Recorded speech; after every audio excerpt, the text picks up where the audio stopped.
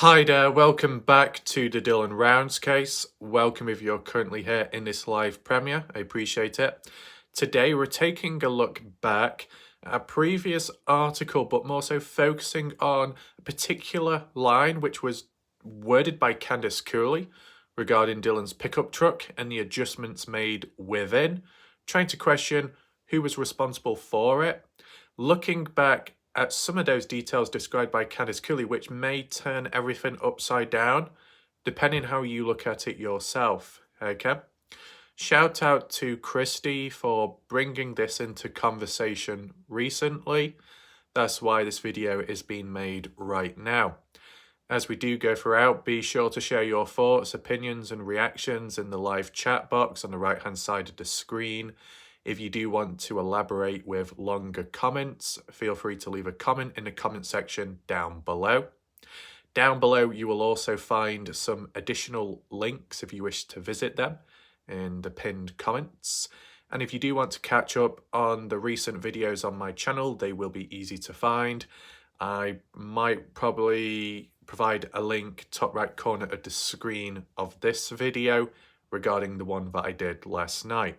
Okay, just to summarize, as with regards to last night, it was me basically defending myself when it comes to the Dylan Rounds casing community and how certain individuals out there show their true colours. Okay, we will be looking back at those comments in a future video, but for now, I want to focus on Dylan Rounds specifically.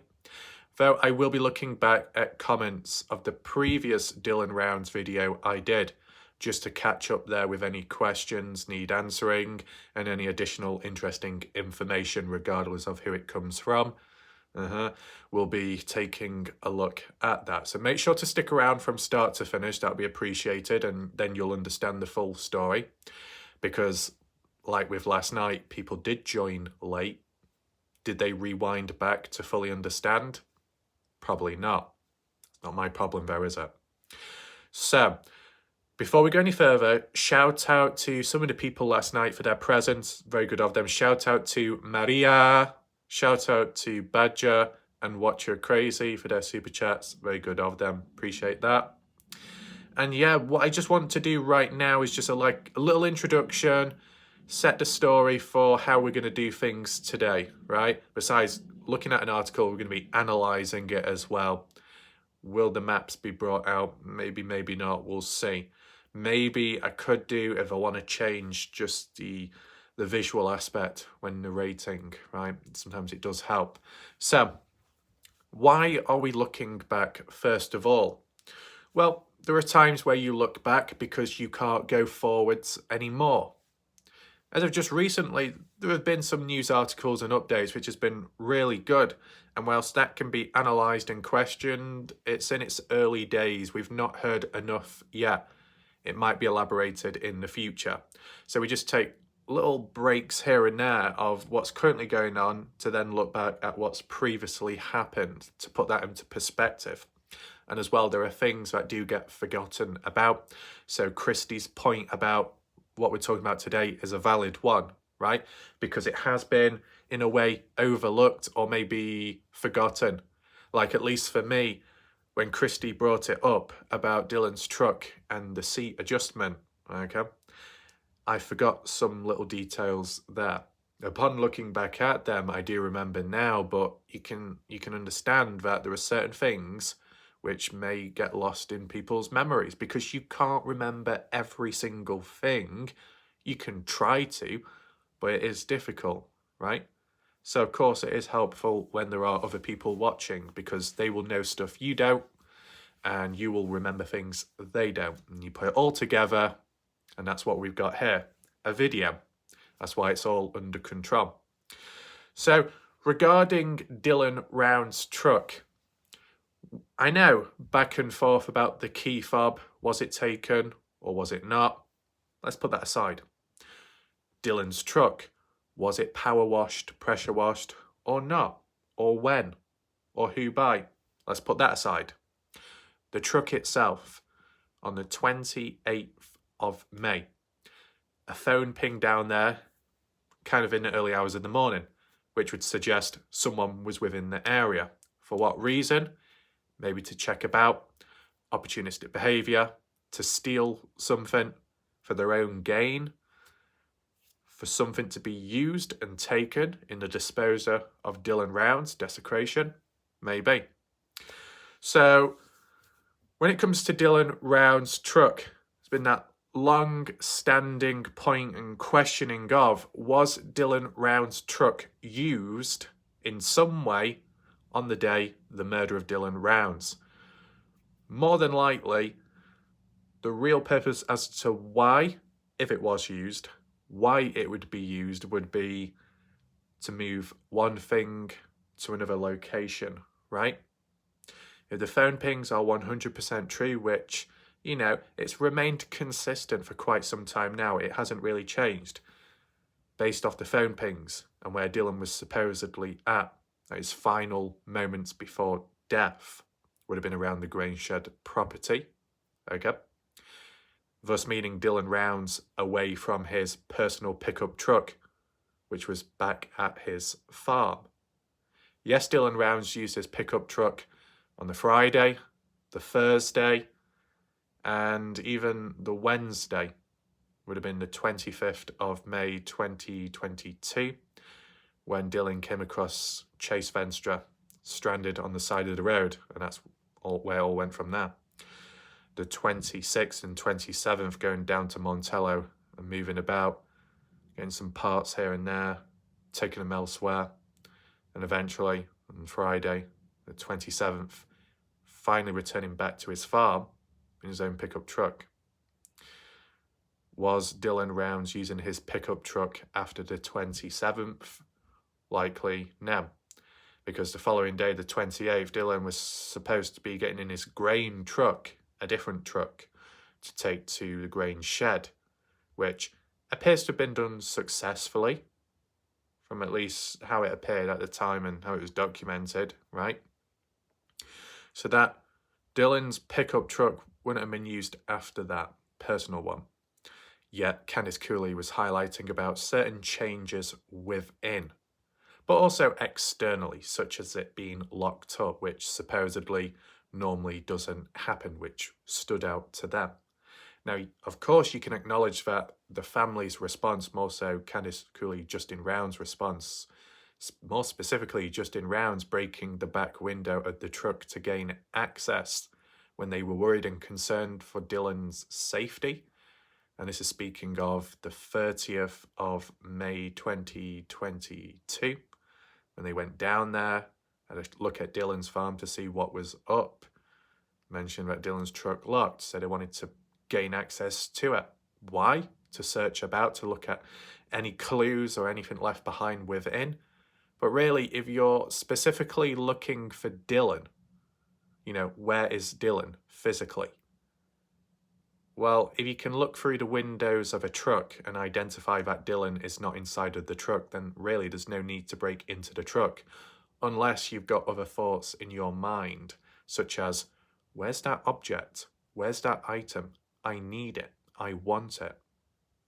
Or, are there any hints, clues, or evidence as to if there's items present or missing would explain to why Dylan is no longer around and has gone missing? Two different ways of looking at it, right? But aside from the external aspect of Dylan's truck at the time, internally, changes, supposedly speaking. All-wheel drive turned on, but it shouldn't be, because it's broken, it doesn't work. So why would you turn it on? Well, likely one or two reasons. And as I said, we'll read through the official article shortly, but I just wanted to do this like little introduction, right? All-wheel drive would be turned on by an inexperienced individual, more so not used to that particular vehicle and how it actually runs and what functions, what doesn't. So more so an outsider, a person that isn't familiar with Dylan's personal truck, not familiar with what's broken, just assuming that that feature works on this vehicle when it doesn't. One reason. So it's got to be another individual besides Dylan if it was to be used, right? And it could also explain if that was really the case and it was truly used, and more than likely by a person not familiar with Dylan's own vehicle of what functions and what doesn't. If all-wheel drive is turned on, isn't that normally turned on when you're, in the open, in nature, the outback, Australia, not quite, out in the desert, rough, demanding terrain, all-wheel drive, what is it? I'm not an expert with vehicles, okay? But when you're in harsh environments, you need all-wheel drive, is that correct? Is it more so used all-wheel drive if you're going through mud, sticky situations, wet patches, going up hills, steep edges, maybe rocks? You get what I'm saying?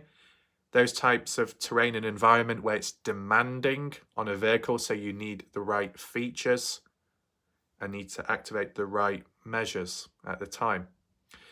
If that was the case, besides not knowing the true location as to where that vehicle went, besides estimating the total distance, the original 100 miles were lost. So you can't directly track back to where that vehicle actually went. You can guess, estimate, but you can't truly get the answer because it's no longer present, which is unfortunate.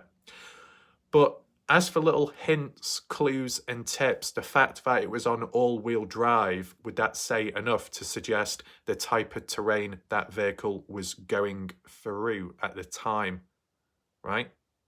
Does that make sense? Just let me know your thoughts down below. The second reason as to why all-wheel drive was turned on, possibly by accident. Dylan Rounds turning it on accidentally. Don't know about that, but they were talking about a suspicious individual searching about, tying it in with those phone pings and the timestamps. Well, maybe if someone was rummaging about the vehicle, they may have accidentally touched the button. Just a quick question, okay? As for Dylan's pickup truck, if you turn all-wheel drive on, can you actually activate it without starting up the engine? Does anyone know? Because if you were only able to activate all-wheel drive providing the engine's running, and you got the ignition, the key in the ignition, well then that would imply that maybe more was done. There was more of a reason to be turning the engine on then. Just let me know your thoughts if you can answer that question. That would be appreciated. But let's just put that aside because, if it was accidental at least, then would that mean that the seat adjustment was accidental as well? Because that's one of the main topics and talking points of today, right? If the all-wheel drive was accidentally turned on because someone was fumbling about inside and accidentally touched it with their elbow or their bottom, depending which way they were facing, they may have been reaching round the back as well, such as the seat, to look for stuff, look under the seat, look around. But does Dylan Round's truck have 4 doors, or is it a 2-door? I've seen it from the back. I've seen it from the front, and I've seen it from the side, but not at a proper angle. I'm sure it's a 4-door vehicle.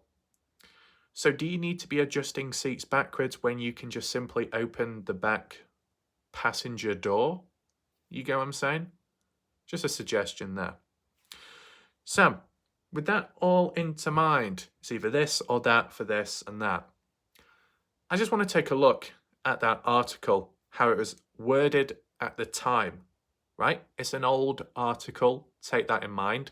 Some things may have changed since, but still, be on the lookout for any contradictions, misinformation possibly. I want to try and get into a certain mindset based on the theory. And to be honest, I think that might be the best way to go here. Some people agree and some people disagree. But when it comes to a theory, it's an idea, it's a suggestion. It's looking at it from a certain perspective based on certain conditions. And that's what I always used to do in the Kenny Veach case. So I think I probably should reapply it once again here, right? So on the conditions and theory, in the eyes, in the shoes of Candice Cooley, who kind of believes that the vehicle was in fact used in the disposure of Dylan Rounds on the day, mainly by Brenner, because she hasn't really mentioned any of her names, with the seat being adjusted and the all-wheel drive turned on and the doors being locked. And in her mindset, the dirt on the sides and underneath the wheels, it would imply it was used. So we're taking it from that perspective and theory that the seat was in fact adjusted to suit that specific driver, such as Brenner. Let's just look at this article and read the details to see if it matches up with that mindset of Candice Cooley. Here we are, the article, or at least from the website. It's by insideedition.com. The title of the article reads, FBI joins search for missing young farmer in Utah. Dylan Rounds has not been seen since May 28th. There we go. So does that all check out at this moment? Well, it's relevant to the time, hence why it says the FBI joining on in. They've been assisting ever since. I mean, you could ask yourself, as of recently, the last few months, how much of a part has the FBI played in the case, as much as in the early days or less now? Is it more in the background? More secretive? I wonder. Let me know your thoughts. I mean, if possible, if I remember, we can do a poll possibly, and you can share your thoughts. The poll could be, do you think the FBI still plays a pivotal part in the case till this day? Or has it decreased? Let me know. And a little subheading, Dylan Rounds has not been seen since May 28th. And that's talking about seen visually in person. That supposedly checks out as well. You got Dylan Rounds' photo there, which has been used numerous times now. So it will give a backstory, take in mind that, but once we get to the important part, I will highlight it to you. And as I said, if you notice any contradictions or misinformation, feel free to add it in your reactions or comments down below. So it reads here, after graduating high school, a young farmer bought land in rural Utah to get started on a new career. But as he was working on his first crop near the Utah-Nevada border, he suddenly went missing. Dylan Rounds, 19 years of age, had spent the past few summers farming in Lucin, Utah. On May 28th, he last spoke to his grandma, and no one has heard from him since. Rounds' parents told East Idaho News that they have not seen him anywhere, and there has been no activity on his phone or bank account. Okay, I guess that seems to check out there. I mean, where it says about Dylan Rounds bought land in rural Utah, it wasn't just Dylan. Supposedly it was 50-50 with his grandfather Larry. That's failed to be included here. But take in mind, this is an old article, so maybe it wasn't quite up to date with everything at the time. Where it says Dylan with his first crop near the Utah-Nevada border, I wouldn't say it's near. It's miles apart. I mean, it's 5 miles between Dylan's farm and the grain shed property. And then from the grain shed property to the border, it's probably more than 5 miles. So add both together, it's not near. It's slightly exaggerated there, if I'll be honest with you. The fact that here in this article it says on May 28th, Dylan last spoke to his grandma. Now the word spoke, verbal communication. Can you do verbal communication via a text message? No. But can you for a phone call? Yes.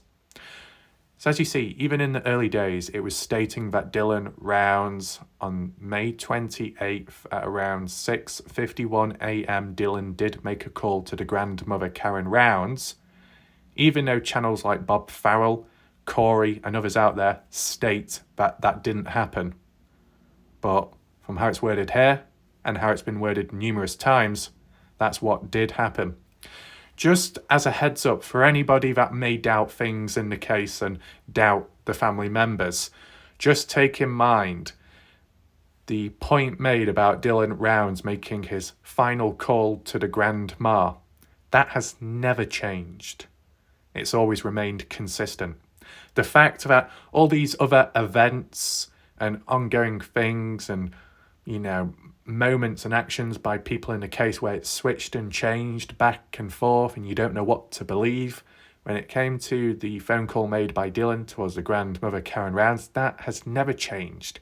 It's always been a certain way and told a certain way by the likes of the family, the articles, and if there are any additional official documents out there.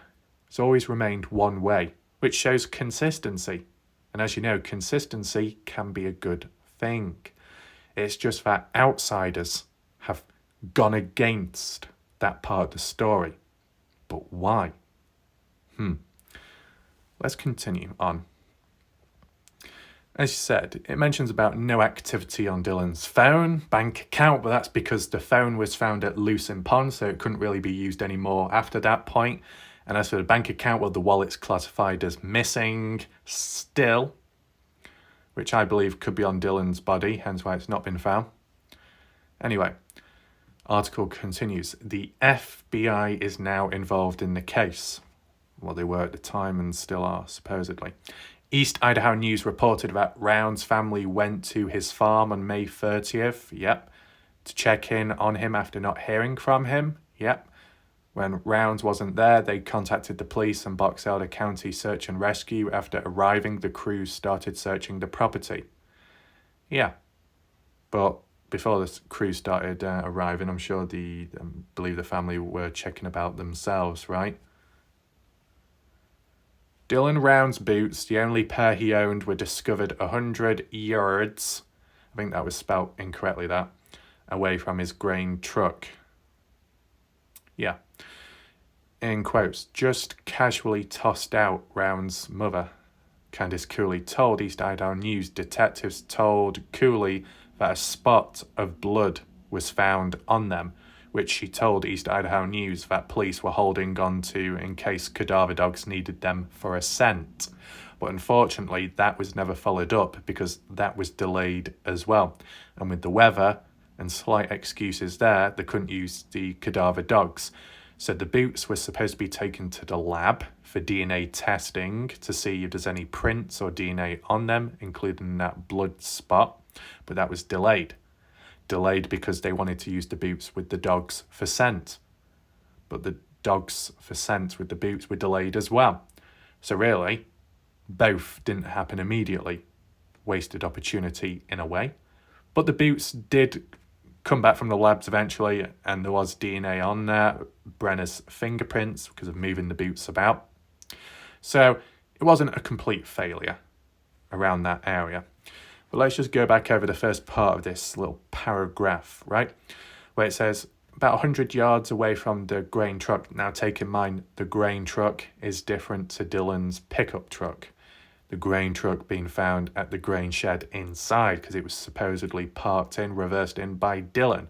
Others claim it was by Brenner, but it was in the shed. Okay. Behind the dirt mound, yes, where the boots were found. But it's where it says here, detectives told Cooley. Then Cooley told East Idaho News. So it wasn't Candice Cooley telling us. It was the detectives, L.E. telling her, and then she passed it on, that a spot of blood found on them. Now, the likes of Indiana has kind of gone against it by changing it with her ideas that it's not blood or it was animal blood along those lines. Was it because Indiana was influenced by other channels out there for ideas and thoughts? Maybe. Was it backed up with evidence, though? No. Anyway, moving on. In quotes, at that point, it should have been treated as foul play, Cooley told ABC 7. You just don't see someone's boots in the desert that's missing. No tyre traces leading to or from Round's red pickup vehicle were found, which Cooley claims was another suspicious discovery according to East Idaho News. It rained in Lucin the weekend he vanished, so if he had left and returned, the dirt would have been marked. That's where it gets a little bit interesting, and then after it says Round's truck was also noticeably pressure washed. Right. I just want to go over this in between paragraph because it might contradict what's mentioned later. Just take that into mind. No tyre traces leading to or from Dylan Round's red pickup vehicle weren't found. There weren't found. No tracks to suggest that the vehicle was used. Isn't that a bit weird? Because Candice Cooley, later on in the case was pushing it, that idea that the truck was used somewhere. And it says, which Cooley claims was another suspicious discovery. Why is it a suspicious discovery if Round's red pickup truck, no track marks were found, which would indicate that the truck wasn't used, which would tie in line with Dylan's disappearance, considering his last known activity, phone pings of when he was alive, was at the Grainshed property in possession of his grain truck and his pickup truck back at his farm. So if you believe in that Dylan Rounds was killed on the spot near or at the Grainshed property and didn't have a chance afterwards to get back to his pickup truck to drive on elsewhere, then that would tie in line with the overall story of how Dylan's case has gone. But what it would contradict, Candice Cooley, is your future points about the Dylan's red pickup truck being used for other reasons. Is there still that possibility that the pickup truck was used besides Saturday and maybe more Sunday? Well, this is the thing. What you've got to take in mind, Candice Cooley came on down the 30th of May. And it supposedly rained pretty heavy the day before. Well, yeah, the day before, the 29th, which was the Sunday. Dylan Rounds murdered and possibly disposed of same day, the 28th, the day before that. Did it rain on the 28th? A bit. Not completely, just a bit. More so rained the 29th. So if there's no track marks from Dylan's pickup truck, yes, that could instantly indicate that the pickup truck was never used to begin with, either by Dylan nor anybody else. So that would mean that the pickup truck was never used in the disposing of Dylan Rounds. Case closed. And Candice Cooley has contradicted herself, what she's mentioned here compared to what she stated down the line. Because as you know, Candice Cooley was quite strong on the idea that the pickup truck was driven through the wash when disposing of Dylan. But here, at the beginning, she's saying that there were no traces of track marks from the pickup truck. Well, a truck isn't going to get from point A to point B invisibly, right? Well, what Candice Cooley is mentioning is about, with the rain, saying it rained in Lucin the weekend he vanished, so the ground would have been moist and wet, that the imprints and weight of a vehicle can leave track marks and prints behind, just like footprints can with humans walking about. But what about when the ground is dry? Are track marks left in the ground? Not always. Depends how firm the ground is, of course. But equally, let's just acknowledge one thing to maintain balance, and hopefully most people can keep up with it. As said, yeah, it rained over the weekend, a little bit Saturday, and more so Sunday throughout the afternoon. Well, if Dylan Rounds was disposed of on the Saturday when it didn't rain as much, it would mean that the ground wasn't as wet as it was on a Sunday. So if Dylan's pickup truck was used on the Saturday to dispose of Dylan, not as many prints would have been left behind. And if any were left behind, by Sunday, if the truck was already returned by then and there was no more activity at the farm, if there were any pre-existing footprints or the odd few track marks, maybe could have been washed away, Think about it in a sense. If it rains, the ground becomes wet and somewhat saturated and you drive on through it and it's dirt-based, you're probably going to leave track marks behind, right? But when winter time comes and the ground freezes over and becomes very hard, and then eventually once it defrosts, the ground breaks up slightly, and if there's ice, that melts away. Track marks can be destroyed because of that weathering.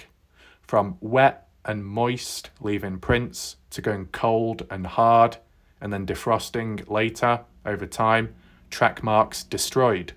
Just like how Candice Cooley stated when it came to the track marks in the wash, whether that belonged to Dylan or not. They weren't able to get a cast of that tyre track. Why? Because of the weather, the winter time, it kind of destroyed it. So if it can be destroyed in that way, then maybe it can be destroyed in the other, in which you've got soft-ish ground and dirt in certain areas, which can leave imprints in the ground, but not deep, not penetrative, because the ground isn't as moist. The vehicle, the wheels don't sink in as much as if it was wet. Track marks left behind temporarily. And then once the rain comes in the next day, and there's a fair amount of rain, which could cause a bit of flooding in certain areas, that can wash dirt away, can't it?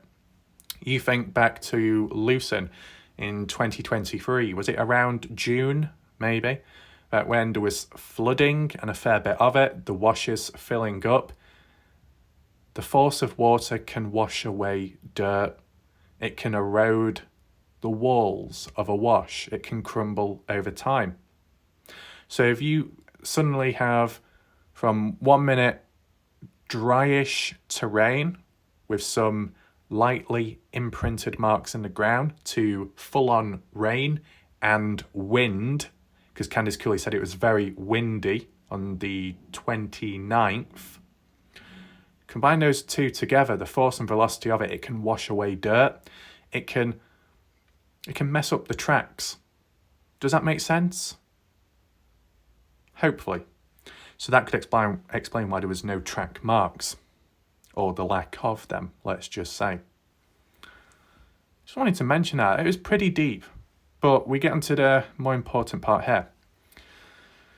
So in quotes, I believe from Candice Cooley, saying, "There is no mud on the tyres, there's no mud on the rims, but the wheel wells are full of mud like they've been driven in the rain," Cooley told East Idaho News, in quotes.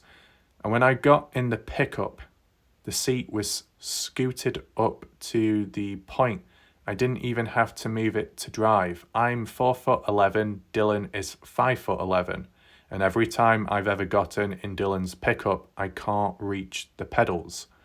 So because on this occasion, she was almost able to reach the pedals, why was the seat adjusted if Dylan Rounds normally wouldn't need to adjust it because it's just fine for him, but not for Candice Cooley? But on this occasion, if Dylan was to get into that vehicle, he probably wouldn't fit in it because it's too close to the seat. So it would imply that between Candice Cooley and Dylan Rounds, there must be somebody in between who was responsible for that part. So let me know your thoughts about that, because it does go a tiny little bit deeper and we can analyse it right now, okay? So she says the seat was scooted up to the point, okay, closer to the wheel. So are we talking about the chair reclining or being moved, leaning forwards? No. She means the seat itself, literally, because normally there's like a button underneath the seat or by the side, which when you press it or lift the lever, you can slide the seat back or forth.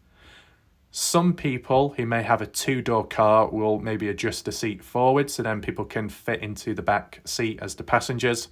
But in this case, that's not it. Doesn't apply there. But person in general will simply adjust and slide their seat forwards or back to suit their preference of their body shape and size and height, right? If you are very tall, you're going to adjust the seat backwards to accommodate for the length of your long legs. One example. If you are a shorter individual, small, very small, whatever it may be, you're going to adjust the seat closer to the wheels so you can actually reach the wheel with your arms, but also so you can, I guess, reach the pedals too if you've got shorter legs. So if we round up the height measurements here, Candice Cooley is supposedly 4'11", round that up to 5 foot. Dylan Rounds is 5'11", round that up to 6 foot. Okay? fair difference between 5 foot and 6 foot. Most definitely, it does stand out. Let's just continue reading the rest of this article just to put into perspective, because I do want to add on about the seat adjustment, but let's just finish off what's mentioned here just in case. Tips are scarce, according to Fox News, in quotes. We're not even getting tips. Box Elder County Chief Deputy Cade Palmer told Fox News we're not getting any phone calls. So besides Candice Cooley just in rounds with the reward money at the time and that not leading to much, the police themselves weren't receiving much either. Worth taking in mind. In quotes, we need a direction, evidence, something that's not a wild goose chase, because it's not good terrain out there and it's not for people who just leisurely just want to come out and search, she told Fox News Digital. In quotes, if somebody is involved with Dylan's disappearance, they need to know we're not going to go away. Chief Deputy Palmer told Fox News Digital, if this takes months, if it takes years, we'll keep knocking on doors. And of course it has taken years, or will likely take years. An FBI spokesperson told East Idaho News that they are offering assistance and resources to Box Elder County deputies. Cooley noticed that significant progress has been made since it became involved the week of June 14th. She criticised Box Elder officials, stating they gave the family inconsistent help in the early stages of the search, according to Law and Crime. Round's family is offering, or was offering, a $20,000 reward to anyone who finds him or knows where he might be, according to East Idaho News. The family is posting updates on the Find Dylan Rounds Facebook page. So there we go there. So a few criticisms towards LE, not much change there over time. But that seat adjustment, 5 foot compared to 6 foot. And what we're going to talk about now is taking into mind what Candice Cooley has said about the possibilities of who is likely responsible. But we need to question the height of that individual as well. So, as I worded earlier on, we're doing this based on the theory and the mindset of Candice Cooley, putting it into perspective of what she stated in that article at the time and the measurements given compared to what she says nowadays and what we've heard previously in 2023, okay? Take in mind, the article, what we just looked at then, was done in 2022, fairly early on. And also take into mind the way Candice Cooley described the seating adjustment, although no precise measurement was given as for the seat itself. Basically, for Candice Cooley to get into that seat, I guess she was testing it herself.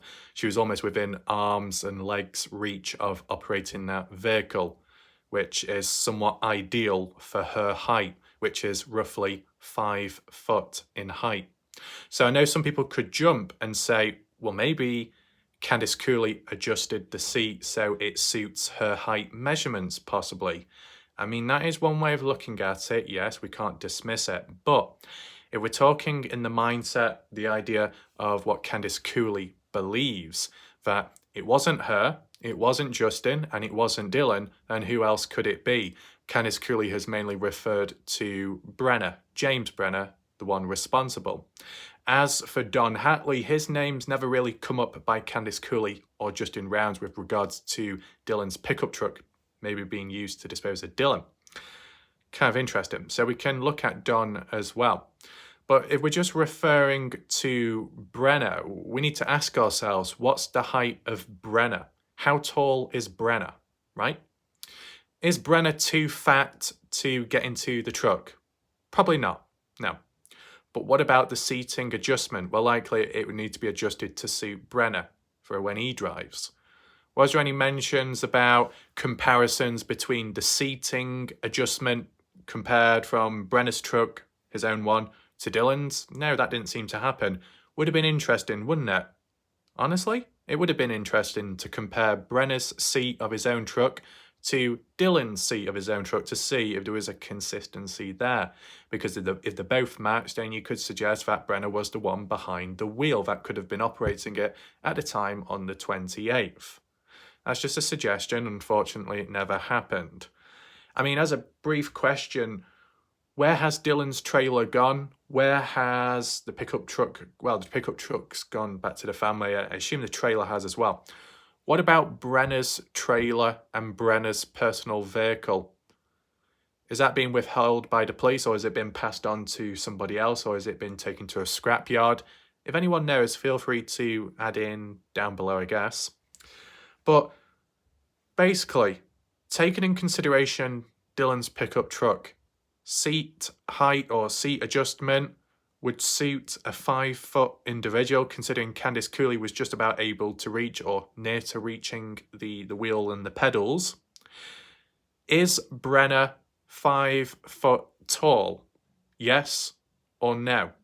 At least from what I know, and I guess from what I've heard over time, whether it be on other channels, news articles, or Candice Cooley herself, I do recall hearing about it roughly.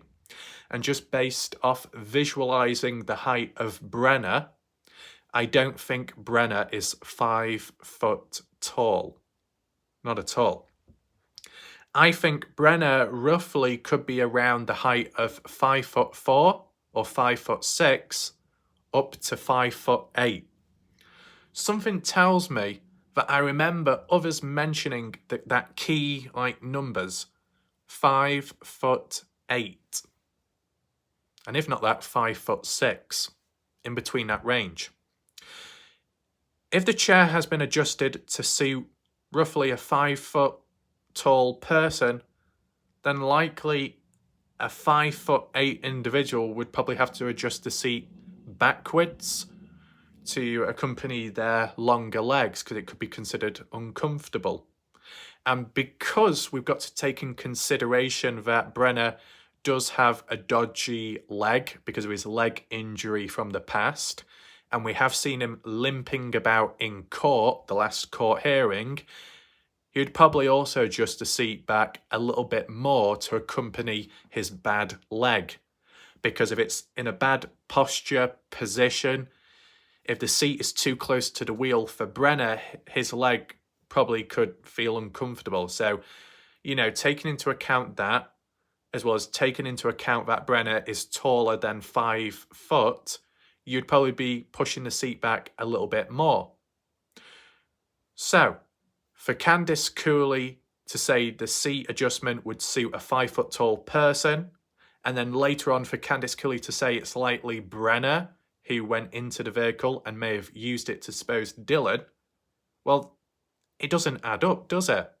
Because what I just said then, with Brenna's height and Brenna's leg issue, the seat would have been adjusted further back to suit for a taller individual, because Brenna is not 5 foot tall, but more.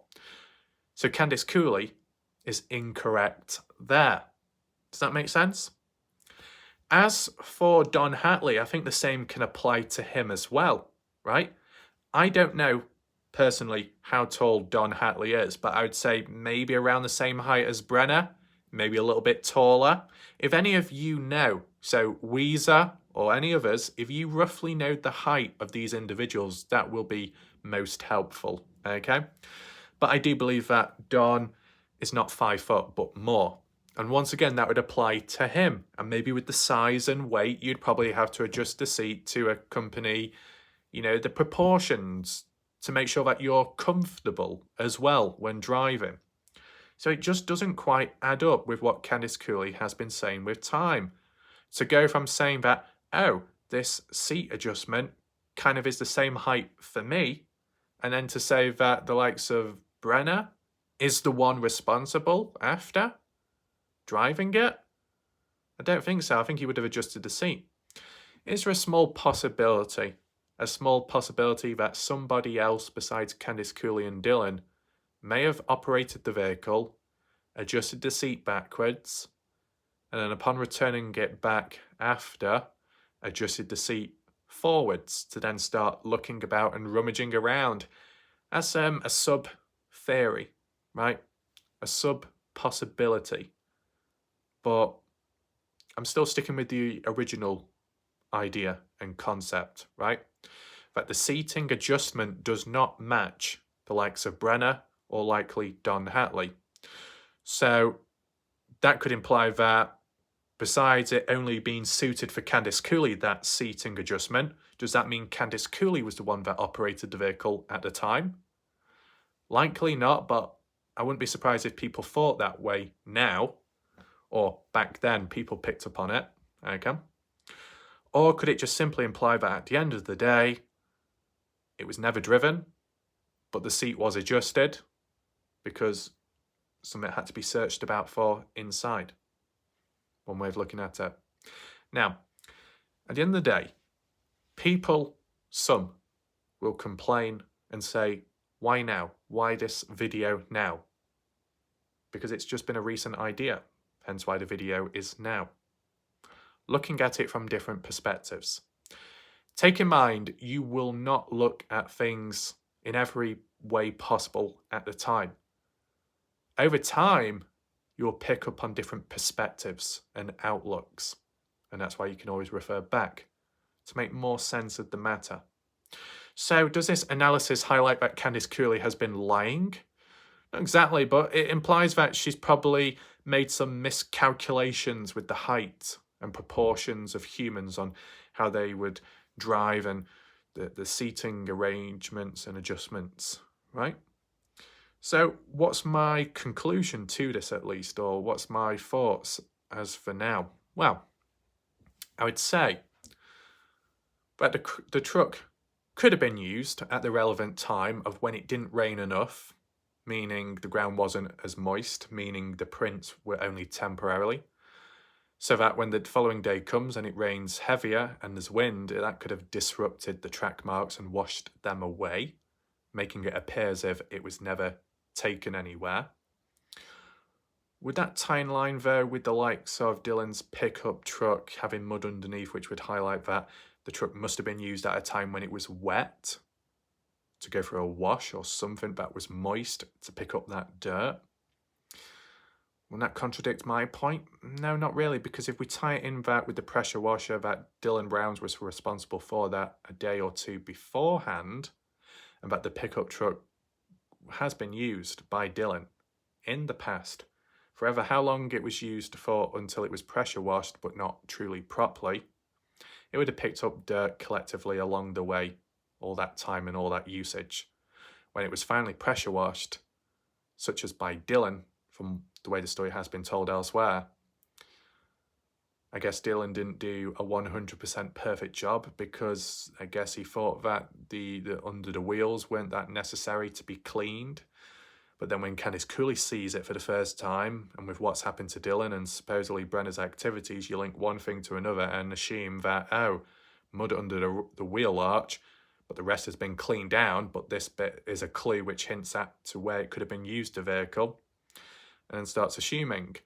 But for Candice Cooley to say there are no track marks in the area, which would imply the vehicle hasn't been used, but she says that it has been used because of the mud, those two things don't add up together.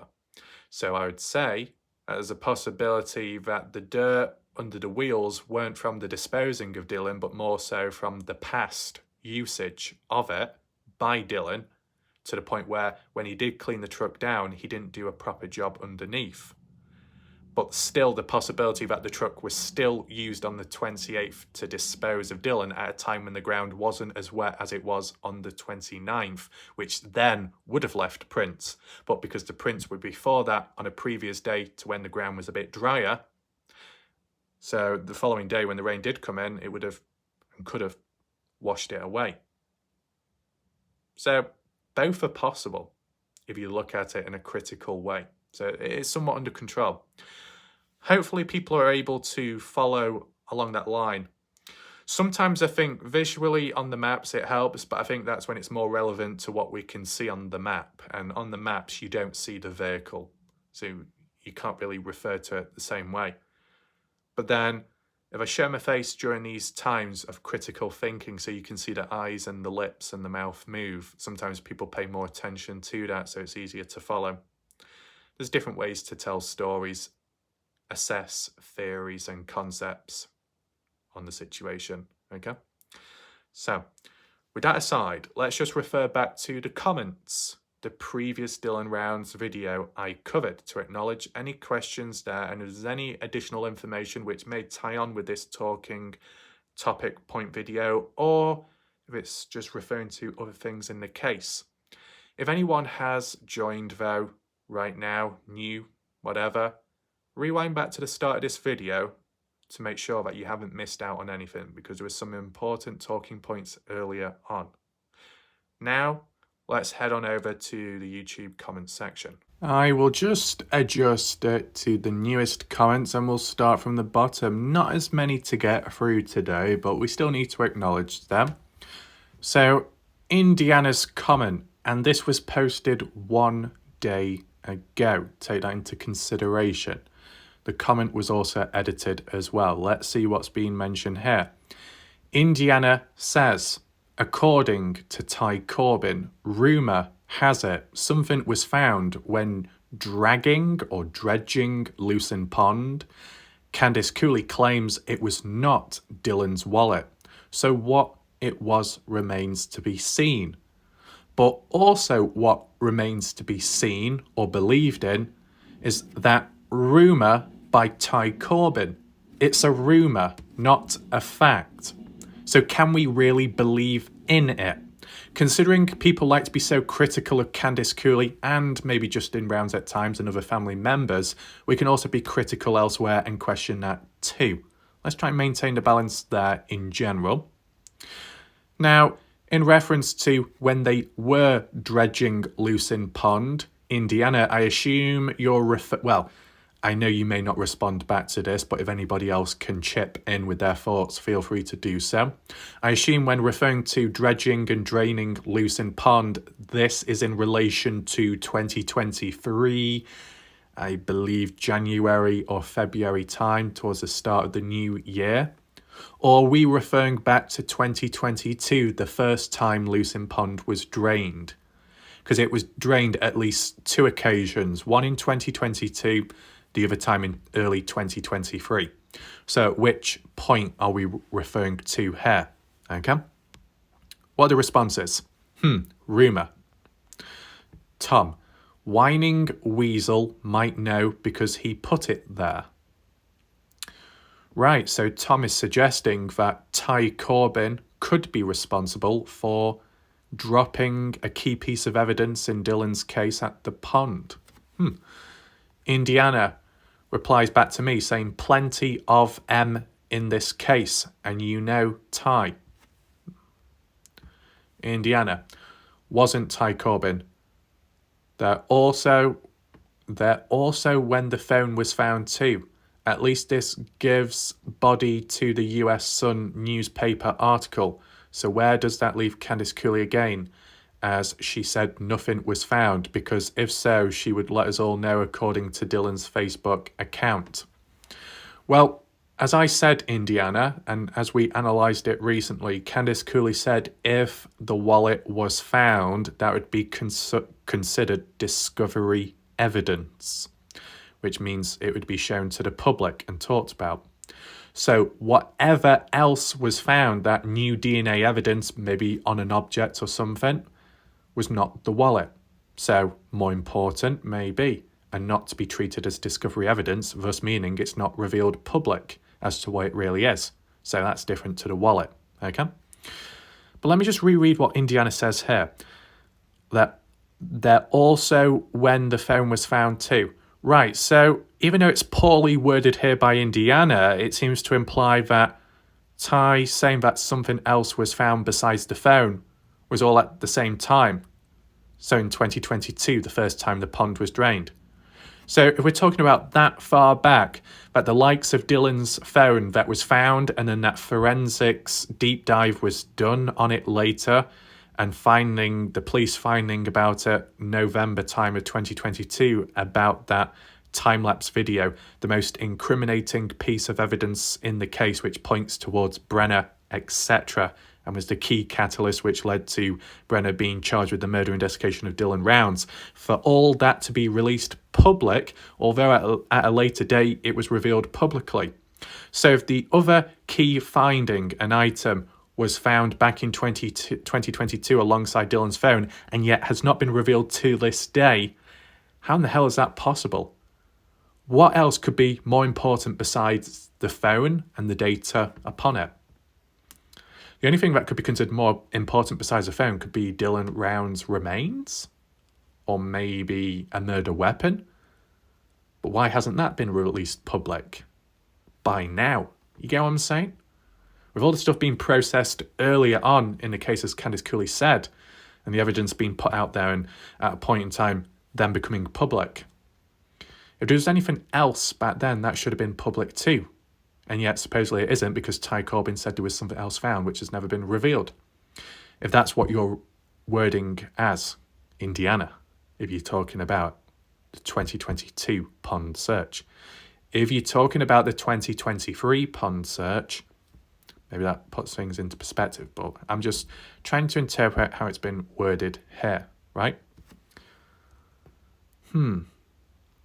Does anyone else agree with this? I mean, what I would say, the moment you hear the word rumour, how many rumours in the Dylan Rounds case equated to a fact or it coming true? Not often. What is Ty Corbin's middle name? Let me tell you. It's Ty, well, I could be wrong about this, Corbin. Key language which he uses quite a lot. I could be wrong about this. I could be wrong about that. I know that's just to imply lack of uncertainty, to cover your own back as well, to use appropriate language, but to be using it so often, it would imply that you don't really know what you're talking about and you're very uncertain and lacking that confidence. Now, it doesn't make the person a bad person, but it does make outsiders rethink stuff. You get what I'm saying? If you've got a person out there that has got a low accuracy score, if there is a person out there that has made multiple predictions in the case and everything that they have predicted has been incorrect and never came true, well then likely the next thing that comes out of their mouth, you just wouldn't listen to them, would you? But then you've got me that have made predictions and I've got almost every single one correct. So there's a difference there, isn't there? So for Ty Corbin to have mentioned rumours over time or just to suggest things and for them not always to come true, what's the chances of the next thing he says will come true? Probably low. Just take that into mind. And it doesn't just apply to Ty Corbin. It can apply to other people in the case as well that have talked about rumours. Especially people out there, channels and viewers, that have reworded things from, besides it being a rumour, turning it into it sounding like an actual event. That's a big problem there.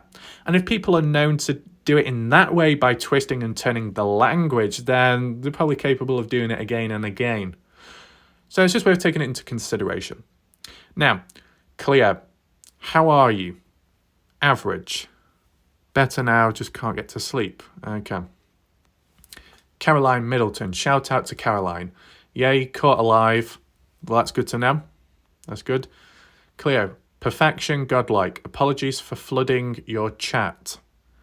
I guess it's okay. Latour. Hi there. Glenn as well. Shout out to Glenn. We got Francis. Shout out to Frances, maybe a new viewer, saying, sorry, but holy shit. Wow, man, that breaks my heart to even think of that. My goodness. I think Francis is referring to a point made in the video itself. I can't exactly remember what it was about, but yeah. June, what does June say? Post on the pigs reminded me of the video Justin did where Dylan called him saying Brenna was going to kill him because Justin had gotten mad that the pigs were on property across from his father's house. Justin said he went and talked to Brenna and everything seemed to have blown over. What if Brenna never forgot about that and fought to get back at Justin by disposing of his son that way? Horrifying thought. Well, first of all, June, I appreciate that you summarised that event pretty clearly, okay? You have summarised it pretty well. Makes it easy to read, so that's good. And your idea, the possibility, getting one's own back at Justin, trying to prove a point in some way, maybe psychological warfare, a long-term grudge. I mean, we've seen it with Brenner and his long-term jealousy towards Dylan, so maybe the same applies to Justin as well. Not jealousy, but more frustration and stuff. Fair possibility, June. Maybe we can bring it up in another video just to push it out there, that theory. No harm in theories. So that's interesting in general. But who was it? Was it Corey or someone recently that said that, oh, it wasn't Justin, it was Larry that went round to cool things off with Brenner, so Justin didn't have a chance to sort it out himself. But I'm sure it said that Justin did go round after, or did talk to Brenner afterwards, besides background interference. But still, people in chat, let me know your thoughts to this idea, because it is an interesting one, and you're the first person, June, to have mentioned it. Well, I mean, at least publicly on my channel, at least. Cleo, I'll do better, put the belt away. Well, Cleo, whilst the belt could be put away, you're drawing it ever so closer to yourself by being late and not on time. Just kidding. Though the belt was used yesterday, though. Different reasons. Last but not least, Cleo. So I listened, took notes on the video yesterday you made. Amazing. I feel I'm going about the channel all wrong. There's really no direction. May I have constructive feedback? Oh, constructive feedback. So Cleo, you want feedback on your channel? You say that there's no real direction. Is there no real direction, Cleo, because you have zero interest which you can apply to your channel in video format? The videos that you have already uploaded, right? Your own original ones. Do they follow a pattern and theme? Well, if they do, then continue with that. Whether it be to do about the Jody case, court cases in general, true crime community edits like you have done, or even if it's to do with nature and animals. You've got certain themes and topics to work with there, and there'll be endless material out there as well. You've done a few videos already. If you can identify a pattern there, then maybe just continue on with that. The main thing is, as long as it's mostly original, and you're doing it not because you're forced to, you're doing it because you want to, that's what matters most. And just to highlight one other point, Cleo, because you wanted me to answer your question previously. Cleo, you said that recently your brother, one of your family members, told you that if you give super chats to YouTubers, that makes you a silly person or something, or it makes you ugly. I think that's how you worded it at the time, Cleo, that your brother was telling you what to do with your own money. The only way I can respond back to that, Cleo, is simply by saying that if at the end of the day you have some form of money, your own money, and you wish to spend it in a certain way, wherever that may be, in real life or some kind of online transaction, whatever, and you want to do that, then you should be able to. As long as it's natural, that's all that matters. No forced pressures, no manipulation, no brainwashing. You buy or whatever your own money with what you want and when. Does that make sense? Hopefully that makes sense, Cleo. When other people out there, family members, friends, outsiders, strangers, tell you what to do with your own money, that could be interpreted as maybe controlling. And I guess in other ways, if you tell someone how to give money or where to give money, even though they've already chosen, it can come off as insulting for them. It's like, don't tell me what to do with my own money, etc. It's just like the overall bigger picture in the true crime community. Whilst you do get, whether it be family members or outsiders complaining, saying this channel is making money here or there, at the end of the day, such as super chats, they're given naturally either to show support to the channel, to show appreciation to the channel, maybe as a thank you, maybe as to spread a message, acknowledgement, because they want to. Super chats can be given because people want to, not because people are forced to. So clear, whether it be here on YouTube or in real life or online elsewhere, if you're in a position where you want to make some kind of, transaction with money or buy something, you know what I'm saying, or show support somewhere, but you also feel like you're being controlled by a force, a presence around of what you can and can't do with your money, maybe just think for yourself. If you want to treat yourself, you should be able to. If you want to buy an item, you should be able to. If you want to show support to someone, you should be able to if you want. It all comes down to if you want, okay? Not what they want. If it was their money, maybe I guess it's a different topic, possibly. But, you asked for me to answer your question, so hopefully it kind of puts things into perspective, okay? I didn't want to go too deep there because I probably don't know the full backstory to everything, but I just wanted to at least clear up some questions which you've wanted me to answer, okay? So in relation back to the comment section here, it does appear that we've reached the end. All in all, today's video, I've given you my thoughts and analysis on the matter about the seating adjustment based on the height proportions, how it doesn't quite apply to Brenner or Don, even though Candice Cooley insists upon it, yet the adjustment actually suits Candice Cooley's height more than anybody else. I want to know your thoughts down below in the comments section. If you do have any questions or grievances, list them down below. If you want to check out previous videos to catch up on them, you can, or links down below if you wish to support the channel, that's appreciated. I mean, is there anybody else out there of a certain height that matches about 5 foot tall? If you know anyone, if you've heard of any characters in the Dylan Rounds case out there, in Montello or Lucin, that are around 5 foot in height, let me know down below. What about Bibbins? How tall is he? How tall is Kurt Wadsworth? How tall is Chase Venstra, etc. If you know or roughly remember the height measurements, list them down below and we can see if we can profile and match. There is a link there. Hopefully at the end of the day you were able to focus in this video and hopefully you enjoyed it too. I think we'll leave it there for now. As for the next video, it could be directly about Dylan Rounds or it could be about the Dylan Rounds community, depends which one we go next.